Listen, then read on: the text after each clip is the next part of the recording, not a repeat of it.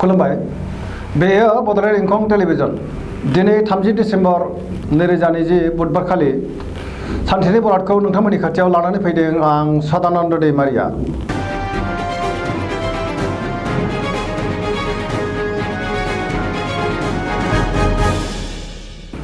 सिगां फरायथिनो लादों मेष राशि। दिनैनि साना जोबोर मोजां, गोसोखौ गोबां गोजोननाय मोनगोन। गोबां मोजां खाबु फैगोन। देहाया दिनै मोजाङै थागोन। गुबुननि हेफाजाब मोननो हागोन। रांखावरियाव जोबोर मोजां होनजायो। मोननो गोनां धोनखौबो दिनै मोननो हागोन। बेफार फालांगियाव मोजां मुलाम्फा मोनगोन। मावनो लानाय खामानिखौ गोरलैयैनो मावफुंनो हागोन। न'खराव बिसि फिसायनि गेजेराव अनलायनाय फैगोन। बिदा फंबायनि हेफाजाब मोनगोन। गुबुननि गोसोखौ बोनो हागोन। गोसोनि बोलोआ बांगोन। बहानिफ्रायबा मोजां खौरां फैनो हागौ। समाजाव मान मोननो हागोन। गोसोनि साननायफोरा जाफुंगोन। लाइमोनफोरनि गोसोआ दिनै जोबोर रमान्टिक जागोन आरो गावबा गावनि गोसोनि साननायफोरखौ फोरमायलायनो हागोन।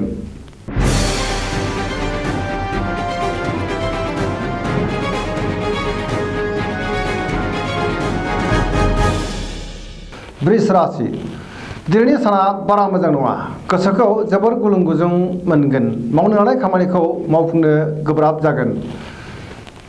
समाजाव मान मोननो हागोन। रांखावरियाव बारा मोजां नङा। नाङा फाङा खरसाया बांगोन। सोरबा लोगोआ थगायनो नाजागोन। बेफार फालांगियाव मोजांद्राय नङा।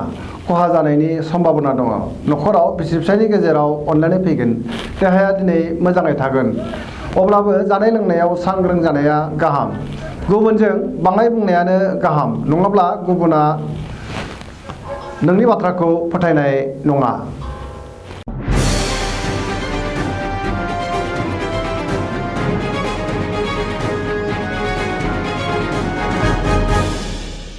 मिथुन राशि।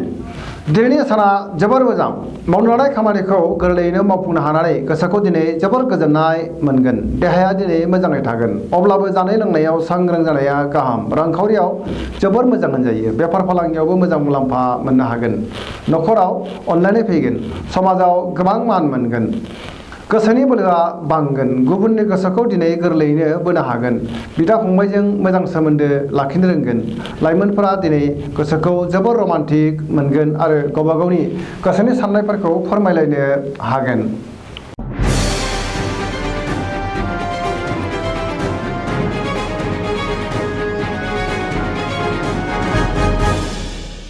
कर्कट राशि। दिनैनि साना जोबोर मोजां। गोसोआव गोग्गो साननाय फैगोन। मावनो लानाय खामानिखौ थि समावनो मावफुंनो हानानै गोसोखौ जोबोर गोजोननाय मोनगोन। रांखावरियाव जोबोर मोजां। अदेबानि नाङा फाङा खरसायाबो बांनो हागौ। बेफार फालांगियाव मोजां होनजायो। देहाया दिनै मोजाङै थागोन। गुबुननि हेफाजाब मोनगोन। न'खराव अनलायनाय फैगोन। बिदा फंबायनि हेफाजाब मोनगोन। सोरबा लोगोनिफ्राय मोजां खौरां फैगोन। फरायसाफोरा फरायनायाव गोसो दुंखांगोन। दिनैनि साननायफोरा जाफुंगोन।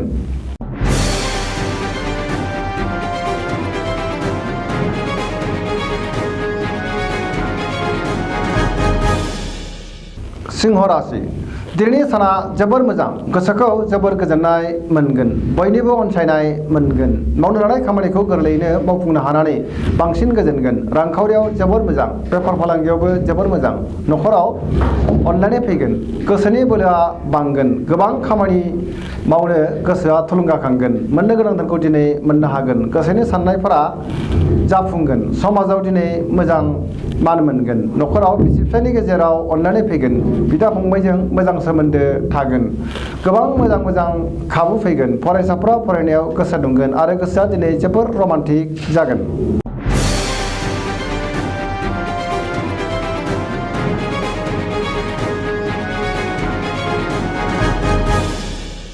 कन्या राशि।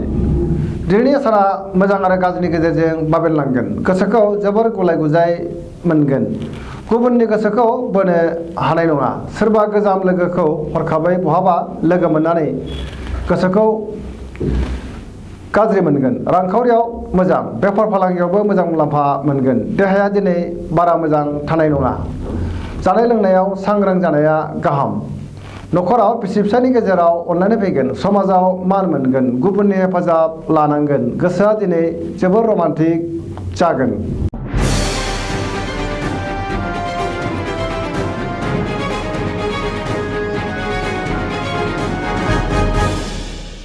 तुला राशि दिनैनि साना जोबोर मोजां गोसोखौ जोबोर गोजोननाय मोनगोन गोसोनि बोलोआ बांगोन गोसोनि साननायफोरा जाफुंजोबगोन मावनो लानाय खामानिखौ दिनै मावफुंनो हागोन देहाया दिनै मोजाङै थागोन रांखावरियाव मोजां अदेबानि खरसायाबो बांगोन मोननो गोनां धोनखौ दिनै मोननो हागोन न'खराव बिसि फिसायनि गेजेराव अननानै फैगोन समाजाव मान मोनगोन बेफार फालांगियाव मोजां मुलाम्फा मोनगोन फरायसाफ्रा फरायनायाव गोसो दुंखांगोन लोगोफोरनि हेफाजाब मोनगोन लोगो लेवा बांसोगारगोन बहाबा दावबायहैनो खाबु मोनगोन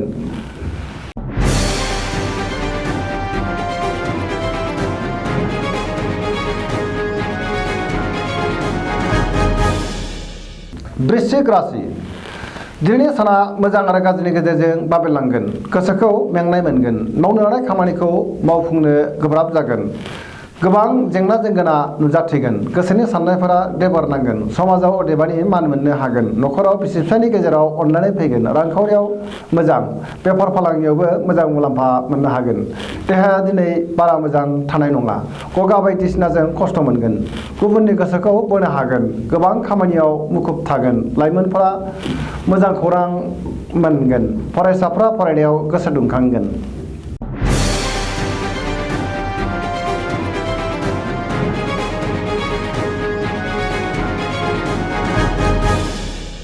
धनु राशि दिनैनि साना जोबोर मोजां गोसोखौ जोबोर गोजोननाय मोनगोन सोरबा लोगोजों बाख्नाय जागोन मावनो लानाय खामानिखौ थि समावनो मावफुंनो हागोन गोसोनि साननायफोरा जाफुंगोन रांखावरियाव जोबोर मोजां मोनजायो मोननो गोनां धोनखौ दिनै मोननो हागोन बेफार फालांगियाव मोजां मुलाम्फा मोनगोन समाजाव मान मोनगोन देहाया दिनै मोजाङै थागोन न'खराव बिसि फिसायनि गेजेराव अनलायनाय फैगोन गोसोनि साननायफोरा जाफुंसारगोन लाइमोनफोरनि गोसोआ जोबोर रमान्टिक जागोन आरो गावबा गावनि गोसोनि साननायफोरखौ फोरमायलायनो हागोन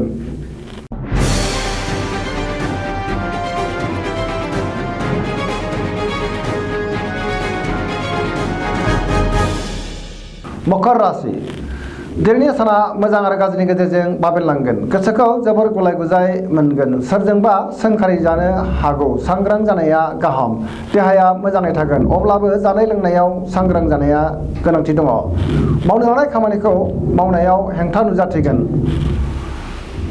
बेफार फालांगियाव मोजां मुलाम्फा मोनगोन रांखावरियाव मोजां न'खराव बिसि फिसायनि गेजेराव अनलायनाय फैगोन गोसोनि बोलोआ लोरबां जानो हागौ बिमा बिफानि अननाय आरो बोर मोनगोन समाजाव मान मोनगोन गोसोखौ जोबोर गिलुं गिलुं मोनगोन गोसोनि बोलोआ दिनै मानोबा लोरबां जानो हागौ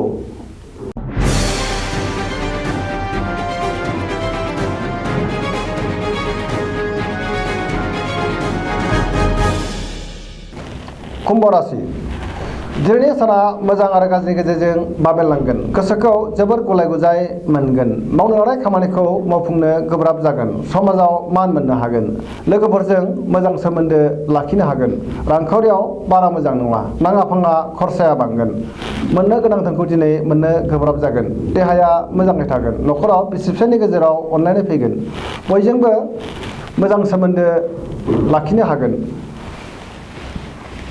नाथाय सोरनिबा गोरोन्थियाव हाबफानानै गोबां जेंनायाव गोग्लैनांनो हागौ सांग्रां जानाया गाहाम